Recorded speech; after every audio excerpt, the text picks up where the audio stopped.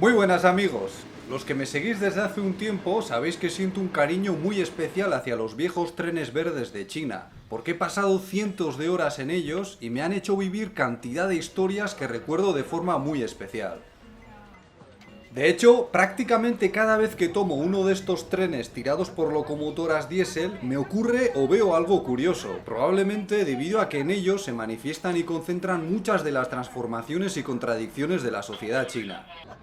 Por ejemplo, aunque aquí las empresas del mundo ferroviario son propiedad del Estado, hace tiempo que funcionan guiadas por el aumento de los beneficios y no desaprovechan ninguna oportunidad para vender productos que van mucho más allá de lo necesario para sobrevivir a un viaje de decenas de horas. Es más, la última vez, durante un trayecto que realicé con dos amigos de toda la vida, observé asombrado cómo este pobre asistente de viaje se nos acercaba con una extraña sustancia pegada a su rostro, hasta que me di cuenta de que se trataba de tiras de pepino obtenidas con este pedazo de sacapuntas gigante. Y como buen anfitrión que soy, me aseguré de que mi amigo Carlos fuese el primero en probar semejante avance en el mundo de la cosmética.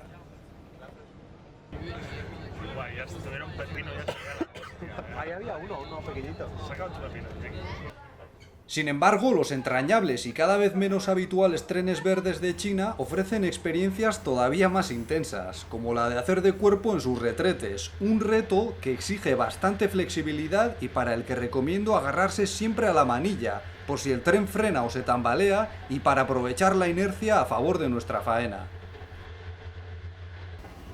Por cierto, tened en cuenta que en estos trenes está prohibido ir al baño durante una parada, porque nuestros desechos van directos a las vías y hacerlo en ese momento implicaría dejar un desagradable regalo al personal de las estaciones. Así pues, tened cuidado si no queréis que os pase lo que cuento en el vídeo sobre mi peor viaje en tren. Otra cosa curiosa de la zona de los baños y de los extremos de los vagones es que todavía es posible fumar en ellos, lo cual tiene narices porque no hay separación alguna entre estos compartimentos y los de los pasajeros. Además, aquí es donde suelen estar los grifos de agua hirviendo, que muchos viajeros utilizan para prepararse los fideos instantáneos, con los que os recomiendo que tengáis cuidado, porque la gente anda con ellos a tumbos por el vagón y un mal tropiezo bastaría para dejaros el cutis como Freddy Krueger, y eso no hay sacapepinos que lo cure. No obstante, más allá de los puntuales viajes al baño y el olor a humo y comida, las condiciones de estos trenes son lo suficientemente buenas como para poder disfrutar de la experiencia, sobre todo si llevamos unas cartas, las cuales facilitan enormemente las probabilidades de interactuar con los viajeros locales, dada su enorme afición a este pasatiempo. Yo no estoy seguro de que nuestros espectadores entendiesen las reglas de juego del mentiroso, pero doy fe de que la baraja española despertó un gran interés entre ellos.